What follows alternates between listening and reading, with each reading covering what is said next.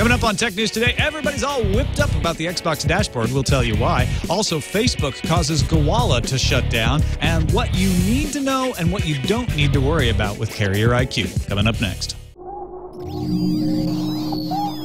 Netcasts you love. From people you trust.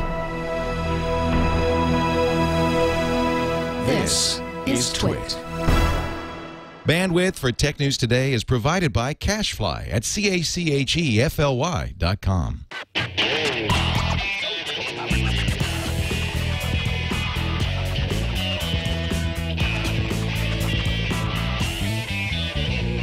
This is Tech News Today for Monday, December 5th, 2011. Tech News Today is brought to you by Ring Central, the leader in cutting-edge office phone systems. Get rid of that old PBX system in the basement. Try Ring Central risk-free for 30 days. Call 800-800-4070 or visit ringcentral.com.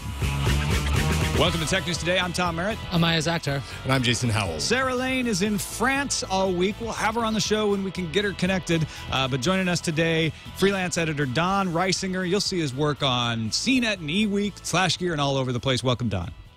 How's it going? Good to have you back, man. Doing well. Yeah, glad to be here.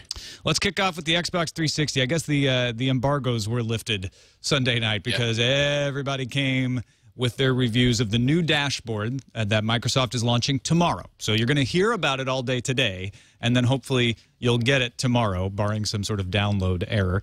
But it's the one that gives you the new Metro-style interface. It gives you the ability to control with not only Windows Phone 7, if you've got it, you can actually search through and find things to play, but also use Connect to do searches. You can say Xbox, Bing, Fast and Furious, and it will just find any games or movies or TV shows that you have access to through the Xbox on there. It's also the one that launches with a bunch of partnerships with different providers. Now, one that a lot of people were excited about was Comcast and HBO Go. Neither one of those are launching right now. HBO Go is delayed until early 2012. Comcast doesn't really say when it's coming, but it will launch with the Epic's movie service, ESPN on Xbox Live, which is an improvement on the ESPN 360 that you already have. In Japan, you're going to get Hulu. In the U.S., you'll get Hulu Plus. In the U.K., you get Love Film. Netflix in Canada and the U.S. Premium Play in Italy. Sky Go in Austria and Germany. Telefonica España in Spain, as well as Movistar Imagenio. And the Today Show, MSNBC edition in the United States. Well, I mean, it's pretty smart, because I was wondering, why would Microsoft bother to do this right now, considering they're going to be announcing this officially, not announcing, they're going to be releasing this tomorrow. So there's nothing else apparently going on in the world, because everyone wants to talk about Microsoft's brand new Xbox 360. And I saw the video, and The Verge had a really good video showing the demo. I mean, it looks like the Metro interface that if you use Windows Phone 7, if you want to use Windows 8, you're going to be really familiar with this really fast. I mean, I think this is, I still think this is a really smart way to do it, to have this kind of ecosystem feel the same from one platform to the next. The voice control looks pretty good. I still think that the waving at the screen looks really awkward when you're trying to, like, oh, I want to select this, and you look like, you know, it seems like it's really, really too wild a gesture to be practical in a living room. Although I really wonder how loud you have to yell in the living room to be like, Xbox, Bing, Modern Family.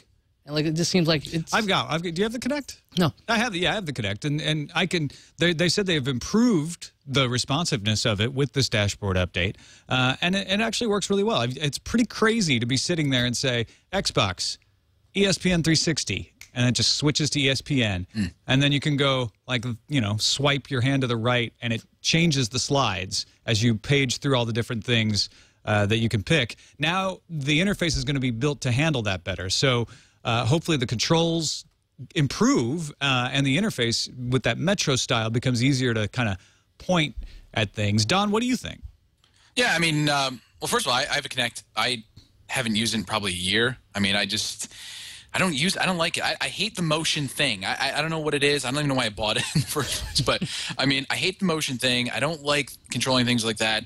I'm not even sold on the voice technology. I mean, you know, we talk a lot about Apple potentially releasing a television with Siri support and all this stuff, and everyone's saying, oh, Siri's going to be in it, it'd be great, and I just don't see it. The same thing I don't see with the Connect. I mean, when I'm in a crowded space, or if, you know, there's all kinds of sounds everywhere, I'm not going to be able to talk to it anyway, and the motion just falls short. I mean, I don't know. I like the idea that Microsoft is bringing all this content here.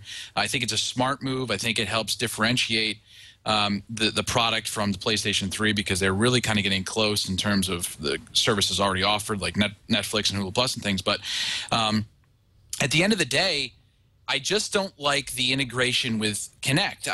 I know I'm probably in the minority here, but it's just one of those things. I don't like gaming with it. I don't like controlling things with it. And I doubt I'm going to like it in any future iterations. I'll be honest, the hand-waving stuff to me is a little bit gimmicky. I feel like it's something I'd be faster just pressing some buttons on a controller. But the voice stuff I've been impressed with. I think it works really well. What I think they could improve on is natural language support, right? So right now you have to go Xbox, hey, right. Xbox, exactly. And then you have to know Bing. You can't just say search for Fast and Furious. And granted, you want to have some kind of keyword. So maybe the Xbox thing isn't so bad, but it does seem like you have to say Xbox, and then you wait, and it's working, and then it says, okay, I'm ready. Bing. You wait. It's not natural. I want to be able to just say, hey, Xbox, search for Fast and Furious, like Siri. It would know, oh, okay, I know what he means by that. I'll launch Bing. I'll do the search. Would you take accuracy, though, with that? I mean, it's slightly slower, but it's more. It seems like it's more accurate, because that was in the demos. They were showing this off. We got confused every now and then. But part of this dashboard update is supposed to be improved accuracy when you're searching for things. So you can say Modern Family. You don't have to go panel 1 or panel 2. You can just say the episode title, and it'll pick that up now. Yeah, because of the search. Yeah. That does make it better. And I guess that's what Microsoft is saying, is it wouldn't be very good if we're not ready to handle that kind of natural language support. Yeah, go ahead. I mean, I get the move. I think it's a fine move. I think that's where a lot of companies are moving. Apple, Microsoft, obviously. I think Sony might go there eventually, because it just needs to catch up. But at the end of the day, I think what you're saying here, both of you are saying, and I agree, is that it's very much in its infancy, and there are a lot of things that need to happen before it makes it really great. And I think that probably won't happen for a few years at least. So we'll see. It could be Microsoft is too early to this market. They are trying to be the one box that you add to your television that gets you everything. They're not quite there. Even with these Comcast and Verizon Fios integration, it's limited. Comcast, they're only going to have the on-demand channels. With Verizon, they're only going to have 28 of the channels. So it's not replacing your box. But what they're hoping is you won't need any other boxes. That you'll just use this to watch all your movies that you buy from the Zune Marketplace. You'll use it to stream Netflix, which they already have on there. You'll use it for MSNBC.com, which is coming later in December, or TMZ, or UFC, or all of the Daily Motion, all of these other video properties. You'll start to see the Xbox as the way into that. The problem is it doesn't quite do everything you want it to. Google suffered this. Google TV did exactly the same thing, which is you plug in your cable operator's video feed into Google TV. So it took Xbox One better and said, that's the one box. Now it controls everything, but they got blocked. They didn't provide all of the options, all the internet options everybody wanted. So I'm not sure that the Xbox has enough video options to replace that yet.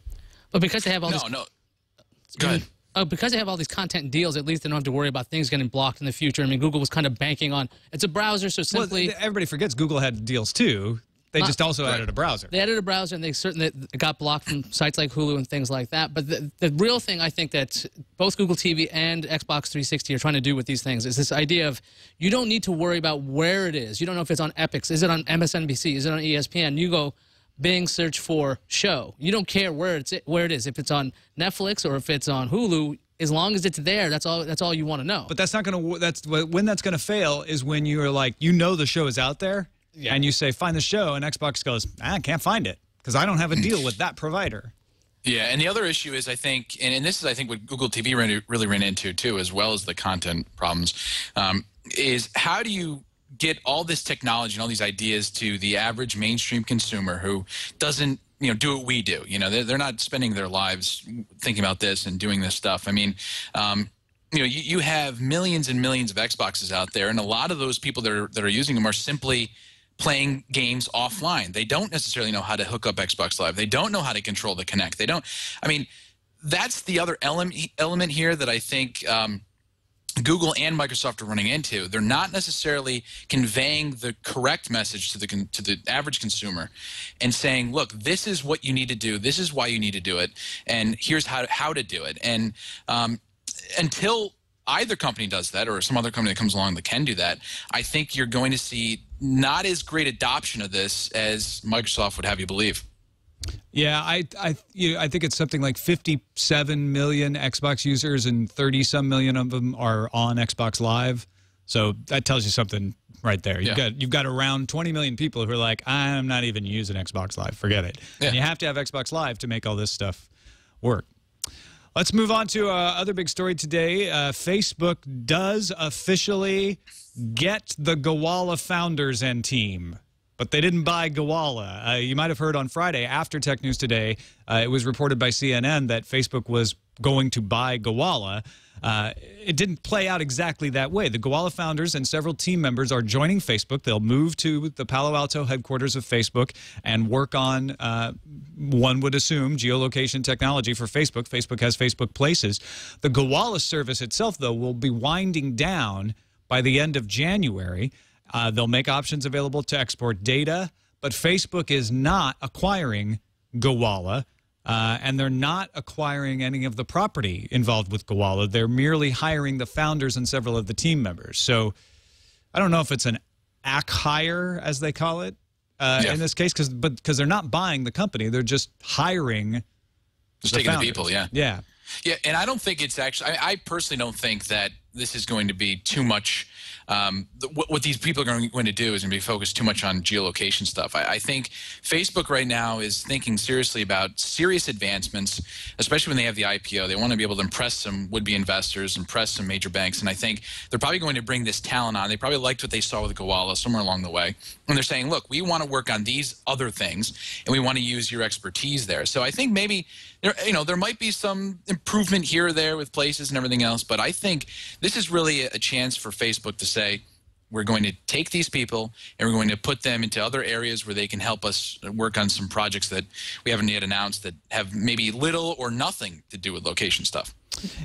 I think the reason why Facebook business-wise would say, okay, we're not going to continue Gowalla, we're not going to buy it at all. I mean, Gowalla wasn't exactly like a runaway hit by any means. I mean, originally it was like a competitor to Foursquare. It was out there with the original ones where you do check-ins, but then eventually did weird like integrations with Foursquare, Facebook Places, Twitter, because they were trying to reach a larger group. And I don't think they got the same kind of traction that would be necessary for Facebook to go, you know what, we want to take on your losses and everything else that could potentially be going on there. They're like, you know what, we're going to cut this off.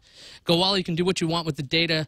We might want it, maybe don't want it. I mean, the thing is, Facebook doesn't get a whole bunch of ill will either by saying, all you guys who have Gowalla accounts, we're turning it into Facebook Places. I mean, that's going to take off like well, at least... Facebook gets the ill will of, all you guys who have Gowalla accounts, now we're shutting you down. Well, Gowalla's shutting it down, right? That's the thing. That's yeah, but everyone's going to blame Facebook. Well, yeah, they're going to see this story and say... Kind of like when Beluga moved to Facebook Messenger. Although they actually, I think they bought Beluga. Right, they kept it going for a little bit. So there's a weird twist here. Josh Williams, in his goodbye post, actually talked about the founding of Gowalla and how what he wanted was not just a check-in system, but a way to make a scrapbook, a way to share moments with friends. And I think that's probably what he's impressed with Facebook. He's looking at that timeline and saying, that's what I was trying to do with Gowalla. It doesn't sound to me like he was trying to do a direct Foursquare competitor of gamification and check-ins, that he was trying to create something like Timeline. And so I would expect that that's probably what he's going to work on. And he's got a lot of knowledge on how geolocation and check-ins work that he can add to that, which is pretty exciting. All right, Carrier IQ is in the news still, as you might expect. A couple of minor things, well, not minor, but just news notes, I guess. Apple, Motorola, AT&T, Sprint, and T-Mobile now all facing class action lawsuits. We mentioned Samsung and HTC were facing them last Friday. Add these guys to the list. All those class action lawsuits filed in U.S. District Court in Delaware on Friday. The British Information Commissioner's Office and the European Consumers Organization have both started looking into Carrier IQ software. Of course, we've mentioned the Senate's still looking into it. The FTC has been asked to look into it. But Dan Rosenberg, security analyst that we talked about on Friday, has posted a more complete analysis of what Carrier IQ does. And he's got a list of all the metrics that they do collect. Because remember, he said, look, they registered the event of your keystrokes, but they don't log them. They don't capture them. They don't store them. But what they do store is GPS and non-GPS location data. They do store message length, phone number, and status. But remember, your carrier is getting this information. Your carrier has your phone numbers you dial to because they have to. to connect the call. Request type, content length, local port, status code, URL. They do not collect page contents, data related to page contents, the actual URL that you're capturing, and they do not capture the message body of a text message. Really good article up on The Verge. Sean Hollister and Dieter Bohn sat down and interviewed Mr. Coward, the VP of Marketing, Andrew Coward, at Carrier IQ. And if you want to ask get answers to all the questions you have about Carrier IQ, read this interview. They ask all of the hard questions about what are you logging, why are you logging it, and essentially what it sounds like is that Carrier IQ is trying to provide a legitimately valuable service to let carriers know where problems are and be able to provide customer service on individual phones. So if you call in and say, hey, my battery life's crap, they can look at the Carrier IQ data and say, well, do you have this application? It looks like that may be drawing a lot of power from your battery. Try and installing that and see what it is. That's great.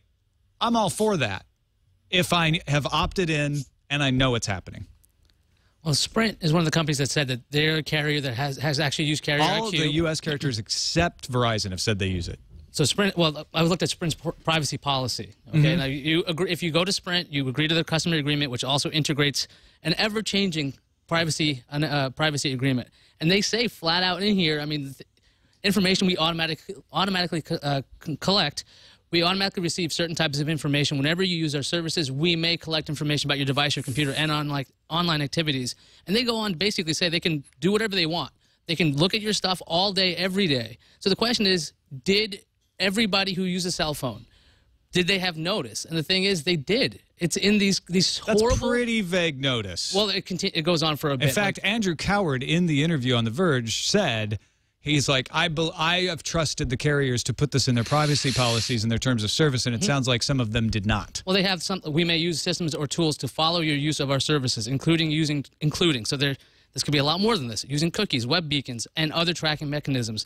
They provide examples. And again, that's very vague. For 4 or 5 paragraphs of the different types of ways. Does it talk about geolocation specifically? Location. I believe it had that. Yeah, it said we collect your devices and computer's IP address, the date and time of your access, the type of browser you use. Collect information about your devices and computer's operating system, your location, and the website from which you came. This is in their privacy policy. Okay, Don, it's all in there. It's in there. No one ever reads this crap. Nope. But it's in there. Right. Does that make you feel better? No, I mean, here's the thing.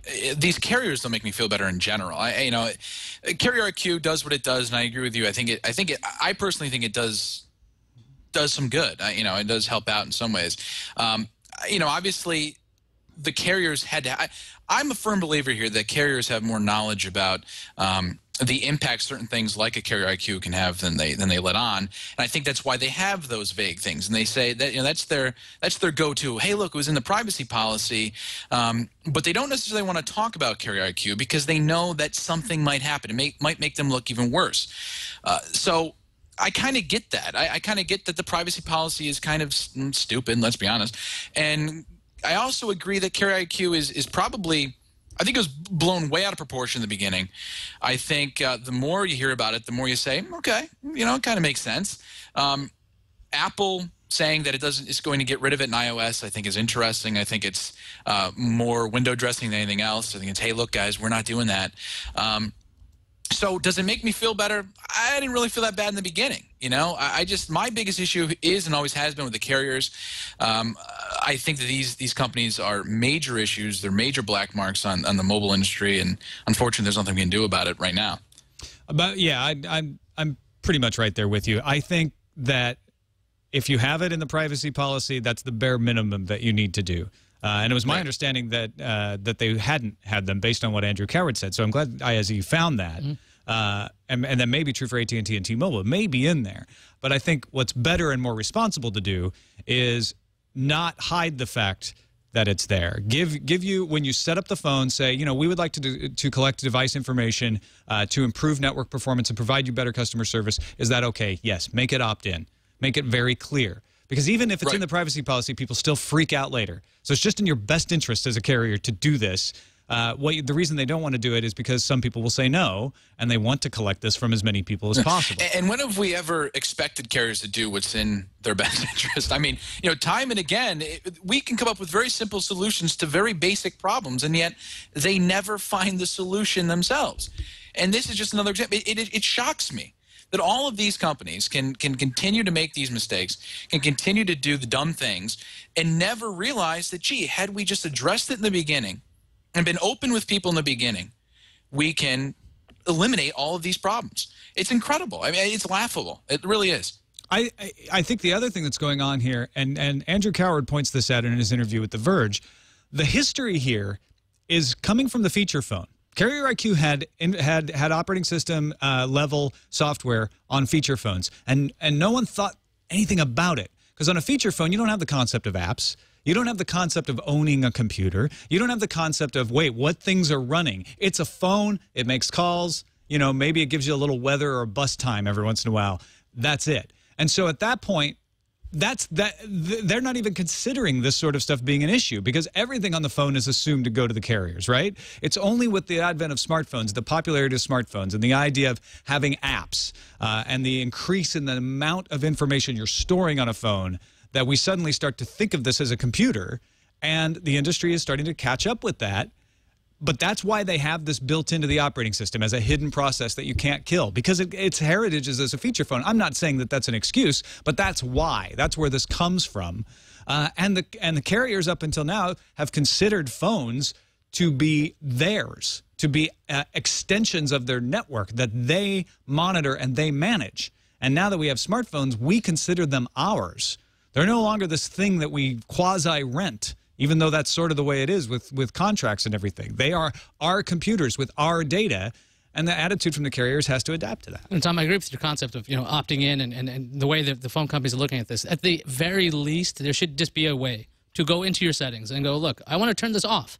Even if, let's say, they didn't give you the opt-in option, you should be able to opt out.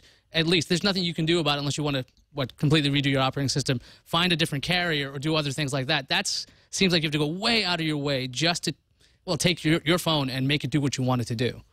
Yeah, now, last week, I guess we should note there is one iPhone hacker said last week that when he looked at it on the iPhone, it was you could turn it off on the iPhone if you go to your usage. Yep. Diagnostics and usage, yeah, and you could turn off. So, I mean, if that was true, I mean, obviously I didn't try it out myself, but if that was true, and you could turn it off on the iPhone, why did the same rule not apply elsewhere? And I think that's a question we might ask, the software vendors and the hardware vendors. Also, one last thing before we move off this story, the Verge interview, they asked him about the 200 kilobytes of data that gets sent every day of this diagnostics information. A lot of people have asked us, too, in email, like, does that count against my data cap? To me, I'm like, it's 200 kilobytes once a day. It's not really eating too much in your data cap. But the answer is that they use a data connection that is non-billable. There are data connections on carrier networks that are considered non-billable, and it uses that connection. So the 200 kilobytes doesn't count against your data cap, and he said they detect if you're roaming, and they don't send the data. They wait until you're back on your home network so that they wouldn't incur roaming charges for you. So, that's good to know, too. All right, let's take a quick break and thank our sponsor, Ring Central. We needed a business phone system when we moved into this new studio here last summer. Back in the old cottage, we didn't really need we had one phone. We just walked it up and down stairs. It was cordless, no big deal. Vast studio like this, people with offices, you need phones. Leo didn't want to go and roll out a whole PBX complicated system that was costly. He went with Ring Central. You get more features than a PBX system would give you anyway. You can have faxes come into your inbox, works with your smartphone, and it gives you the ability to kind of add as many handsets as you want. And the cost is this, $25 per month per user, including unlimited usage, because it's a VoIP service. So take a look at Ring Central. You'll find out why it's #1 in cloud phone systems. Get rid of that PBX system, or don't even go with one. Try it risk-free for 30 days, ringcentral.com, or call 800-800-4070. We thank them for their support of Tech News Today. JP Morgan analyst Mark Moskowitz had a little sit-down with Apple CEO Tim Cook and CFO Peter Oppenheimer and came away saying the following. We don't think that the Kindle Fire is going to hurt the iPad. In fact, it might help it. Here's what Moskowitz said. We think that Apple views the Kindle Fire as a device that stands to bring incremental consumers to the tablet market. And here, these consumers could gravitate to more feature risk experiences. We think that Apple's not seeing much pressure from lower-priced tablets. So Kindle Fire may be doing Apple a favor, saying, hey, we'll be the starter tablet. We'll be the $200 tablet, the entry-level tablet. And then when people say, okay, I like the idea of a tablet, I want one that does more, I can afford a little more, then they move up to the iPad. Don, what do you think of that? Totally agree. Totally agree. I think even Amazon has said we're not necessarily an iPad competitor. We're going after a different market. We're going after people that want integrated services. They don't want all the feature rich options out there like the iPad or like the Galaxy Tab 10.1. We're offering it at a different price point. I think a lot of what we see right now in the tablet space is not necessarily the iPad killing everyone or everyone cutting into the iPad's market share, but just a growth of the pie. And Apple's market share, as it will decline over the next several years, is not necessarily going to impact the bottom line simply because it's going to continue to sell more and more people are buying tablets.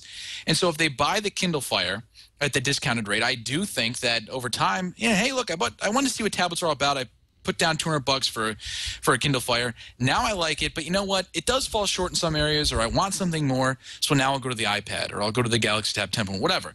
I think he's right. I don't see this as a competitor. I see them more as complementary devices that eventually will help everyone, Amazon and Apple included. So I think this kind of conclusion, though, was probably made by Amazon as well. This is their little starter tablet. There's been rumors of a second tablet for a while now, an 8.9-inch or a 10.1-inch device, and that's probably what people are going to go with. With the Amazon Kindle Fire, they go, this is nice. Oh, that second model they come out with. I mean, maybe for the short term, Apple will get a little bit of gain, go, oh, that's a nice feature-rich tablet, as they're saying. But Amazon will surely come up with their own pricier, what would you call them? There's a little... what's the high-end word I'm looking for? Deluxe edition of the Kindle Fire that people will go, yeah, you know what? I like the Fire experience, but there's an even better one over here. So I'm thinking that the Amazon's got the same idea. Luxury model. It's still not the word I'm looking for, but the Amazon Kindle. The LX. Spark. The Spark. No, that's on Google Plus. Oh, right. Yeah, you're right. The Blaze. Where do you go from Fire? Yeah. No, I'm with you, man. I think perceptually, people think of the Kindle Fire as the alternative to the iPad, and if it has destroyed anything, it's the competition in the tablet space. They've wiped out the playbook.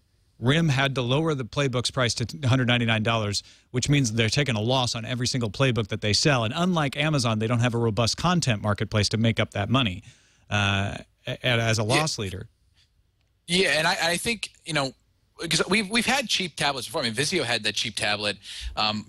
The thing I think with Amazon is not just the price, but like you said, those integrated services, right. The fact they have Prime as a video, you have the Kindle ebook. I mean, you have all these different marketplaces from Amazon that you can capitalize. You have the cloud storage opportunity there. I think that is the key, and that's what a lot of these other tablet makers don't necessarily get. They're saying, oh, I'll just put a cheaper price tag on my device. That's not what people are after. They want integrated services like Apple provides, like Amazon provides. They want the cheaper price. And let's also not forget that the Kindle Fire has a real gain over everyone else, or a real benefit over everyone else, simply because guess what? It's sitting on Amazon.com every day. I mean, you don't see the Galaxy Tab 10.1 sitting on Amazon.com every day, but you see the Kindle Fire. So that is trumping everyone else just in terms of getting in front of people. Yeah. That's a good point as well. They've got marketing muscle that a lot of these other tablet makers don't have. Jason, do you see any? That's the best part. It's free. Do you see any hope for the Android tablets to move into any gaps left between the iPad and the Kindle Fire? Other tablets? I don't know. Don, I think you're absolutely right that the leg up that this has over even the other Android tablets is that like total platform integration with the Amazon services. And before the iPad, I mean, there really wasn't another tablet out there that really offered it to this extent.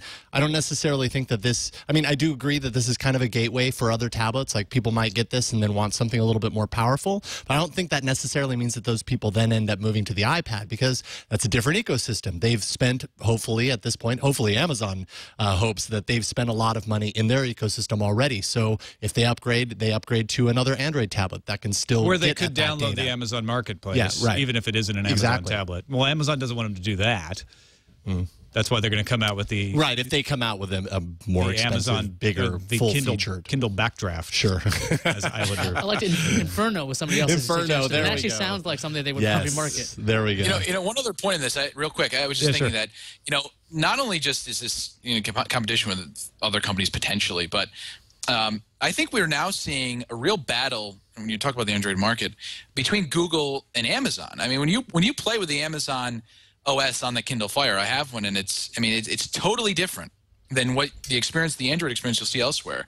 I mean, obviously, it's still relying upon Android, but the fact that this has the Android App Store or the Amazon App Store, it has a much different interface. I wonder if we're going to continue to see more of a battle between Google and Amazon in the mobile space. And that's something, maybe if Amazon releases that long-rumored smartphone next year, it could be interesting. Let's move on to patent wars.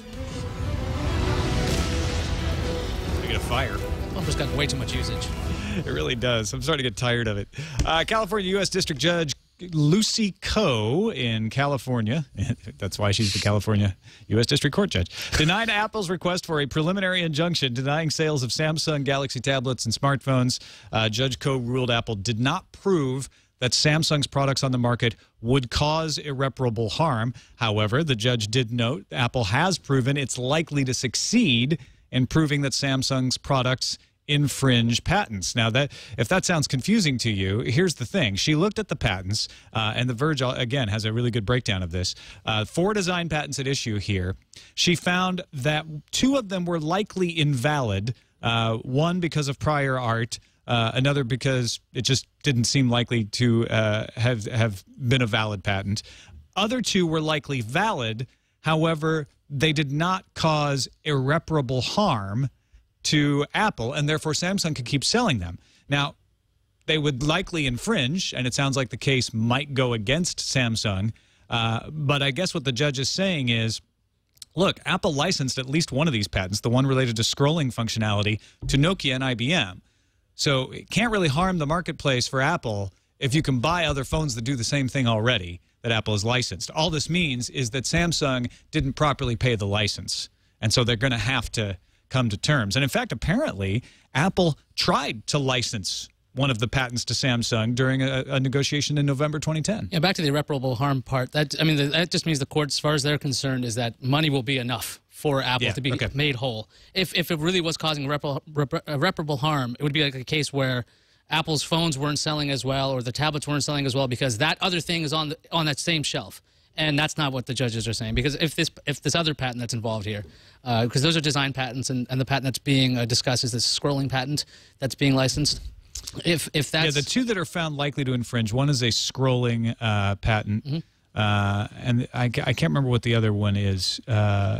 It doesn't say in this summary what it is, but one is that scrolling patent. Yeah, the scrolling pattern is kind of a weird one. It's like when you go to like an empty space and you try to like flick to the left, it kind of bounces back. It's a weird little thing that you don't keep showing the background. Yeah, it's kind of an odd thing to see. To even think of somebody thought about it, but I guess somebody did.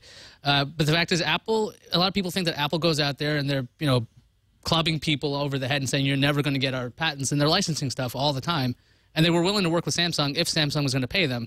And the thing is, if other companies think that this is something they should be paying royalties to, Samsung maybe, it makes it seem like the patent's valid. Doesn't mean it is valid right off the bat, but it's an interesting concept.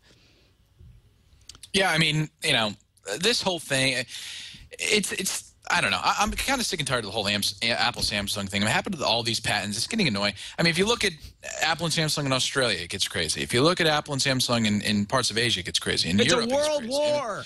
It's a world war, and it's enough. I mean, look. Just license the technology, have enough, say we're done, and be done with it. At this point, neither side is getting one over the other. One wins, the other one loses. And then it goes the opposite way the next time. Enough's enough, okay? Enough's enough. I mean, we're not getting anywhere. We're not going to get anywhere. Can we all just stop and play nice? So you're not excited about the ITC delaying their ruling on HTC phones infringing Apple patents?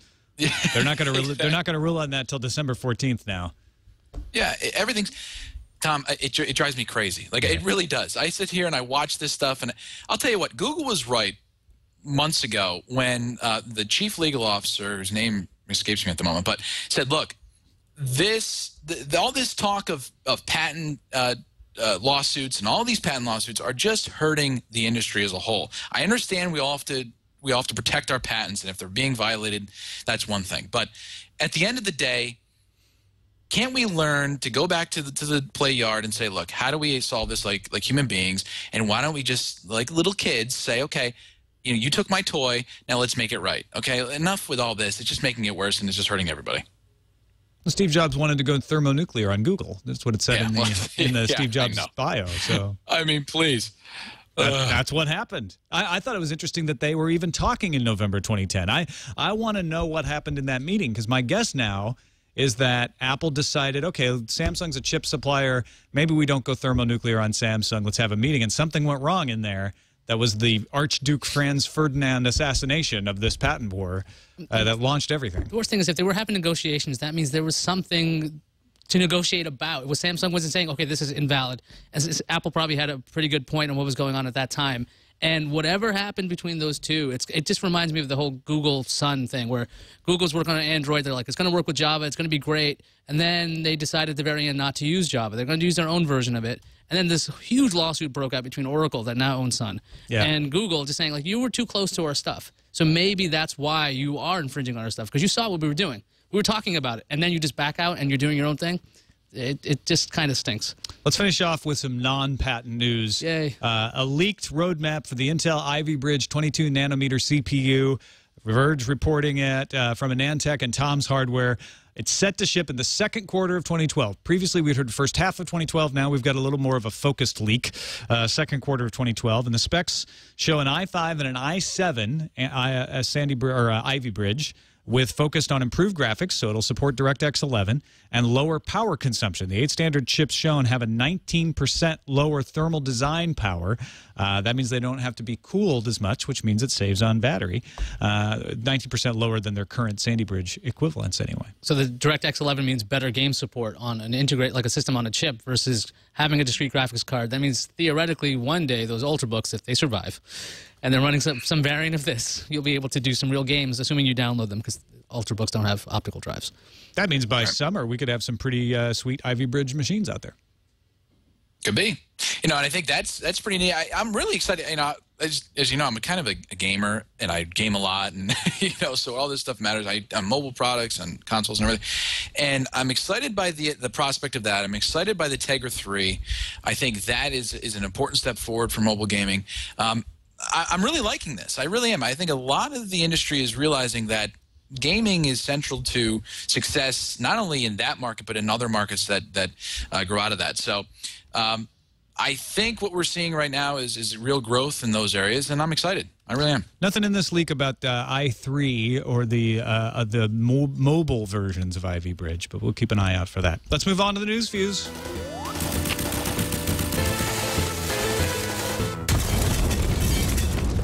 A new hack by the CD dev team called H1 Siri, a.k.a. Hi Siri, brings Apple's assistant to jailbroken iPod Touches and iPhone 4s. Some users, however, have complained of server unresponsiveness and camera issues after jailbreaking. TechCrunch is waving a big flag saying the files necessary for this hack were taken from copyrighted code from the iPhone 4S. iPhone hacker Grant Paul noted on Twitter that data transferred via H1 Siri may be transferred through the developer's server, so use at your own risk, which is pretty much always true of jailbreaking. A non-announcement turned into news when Mozilla did not announce whether it renewed its deal with Google that was set to expire in November. Now, today, Mozilla issued a statement published at All Things D saying, "We are in active negotiations and have nothing further to announce at this time."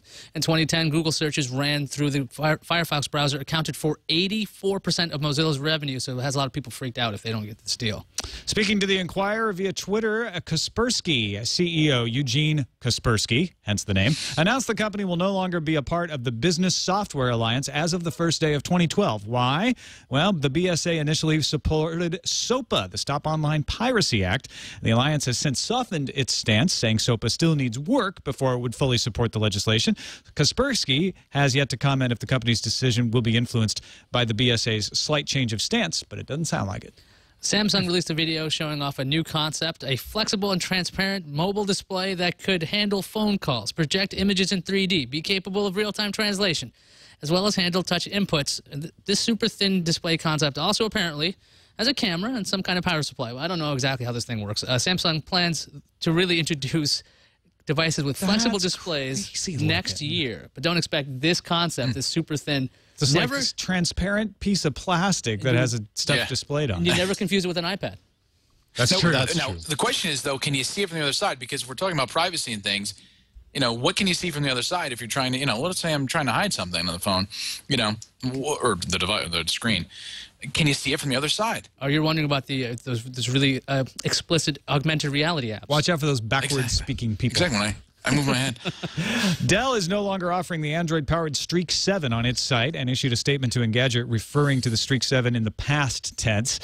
Dell did point out that the tablet's still available at certain retailers, but it looks like the Streak 7 will join the Streak 5 in the great boneyard of streakiness. Yeah. China is Dell's market, I think. China is where it's all it really cares about when it comes to tablets. Verizon announced that 2 Motorola Zyboard Droid tablets, that's the name, Zyboard Droid, are coming out this month. These are the rumored LTE versions of the 10 and 8-inch Zoom 2 tablets. Verizon also mentioned that the Galaxy Nexus is coming soon without actually specifically stating a release date. The Wall Street Journal sources say it'll cost $299 with the contract, and it'll be out this month. This month is December? Next week. That's what I say. Next week. Next week? You know something? You keep saying it eventually be true. Right? Yeah, that's true. It's coming.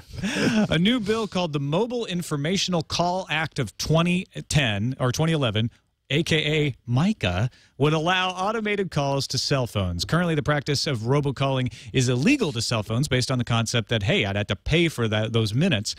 This bill would still ban telemarketers from calling, but you'd still be able to get a call offering information from businesses that you have a relationship with. The act is backed, as you would expect, by several industry groups, including the Chamber of Commerce and, of course, bill collectors. Thanks for all that information about my warranty expiring. IBM's managed to manufacture its racetrack memory from standard chip-making tools. Now, first explained in 2008, racetrack computer memory uses nanoscale metal wires to store data.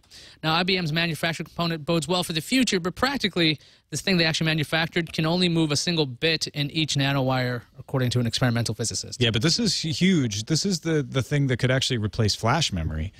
So keep an eye on it. We're giving you a little, everybody's like, why don't you talk about future technologies? Well, there you go. This is the future. RIM just fired 2 executives, so they're passed. It's not the co-CEOs. Balsillie and Lazaridis are still there. These are the 2 not quite gentlemen who had the drunken fight on an Air Canada flight last week. George Campbell and Paul Alexander Wilson pled guilty to charges of mischief. RIM said its employees are expected to act at all times with integrity and respect and not break the law.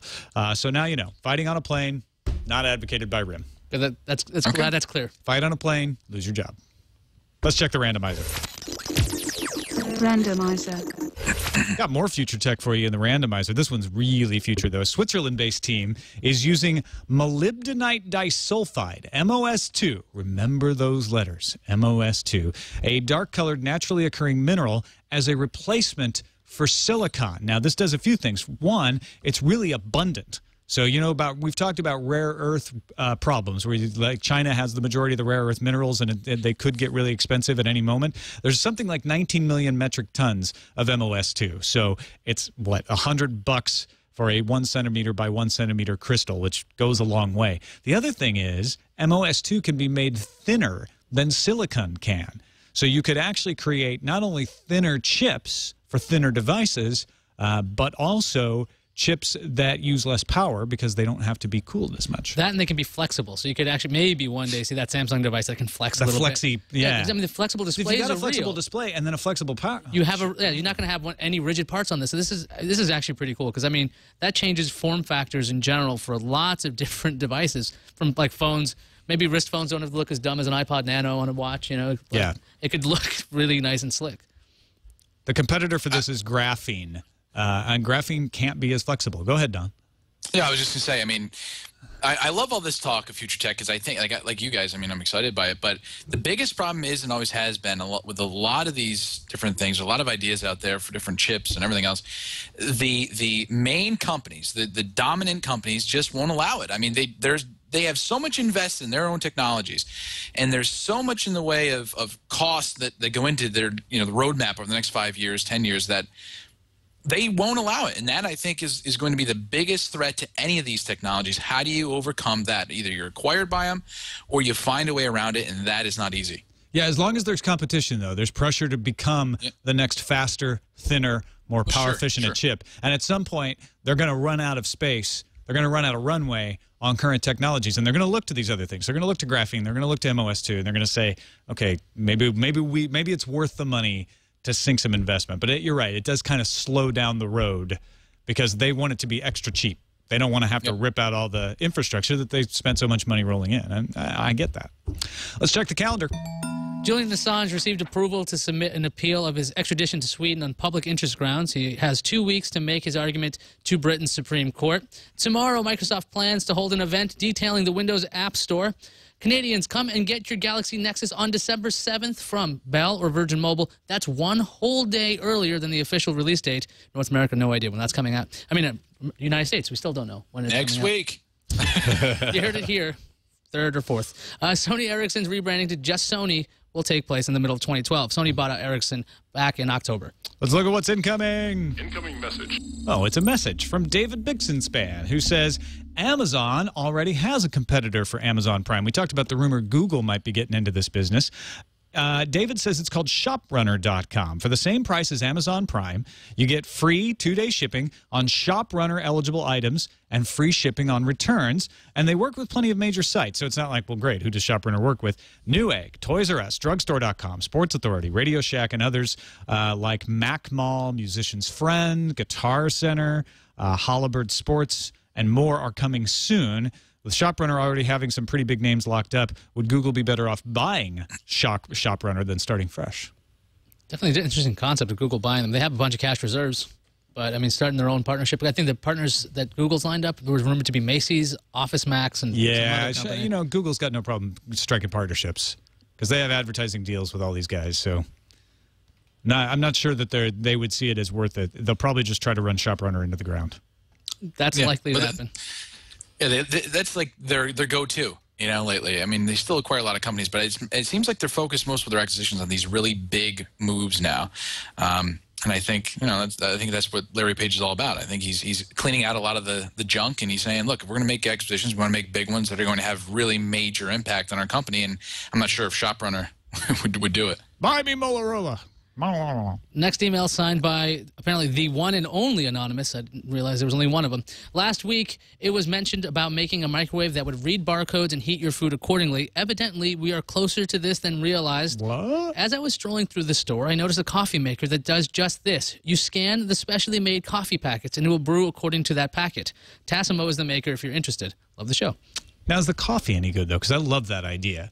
Just packets of coffee brewed perfectly because it knows what kind of coffee is in there. I mean, this technology is on phones. Why can't you just go, okay, if I can scan a barcode and go, oh, that is popcorn. Just put the time into the microwave.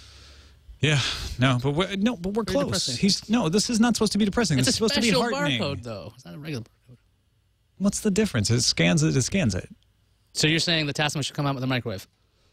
I'm saying it's a step along the road. I'm not going to get too depressed about it. We're getting there.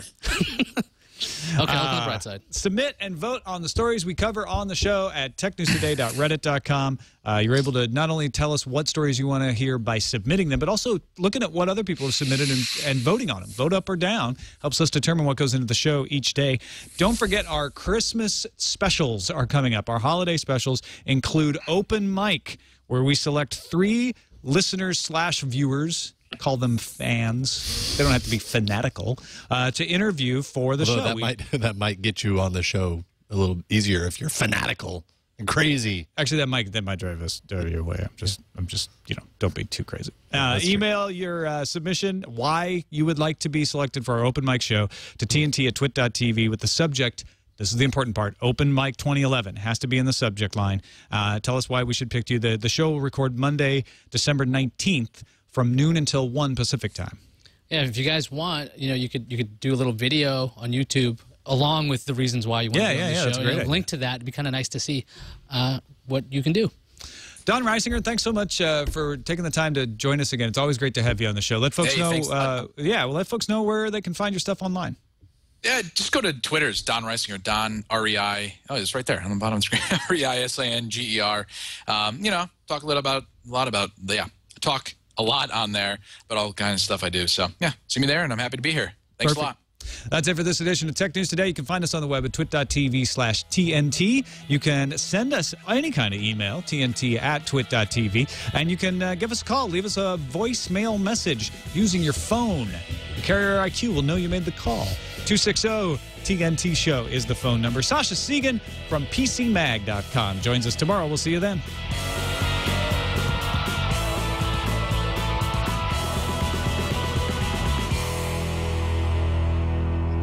Jazz hands. Wow. Spirit fingers.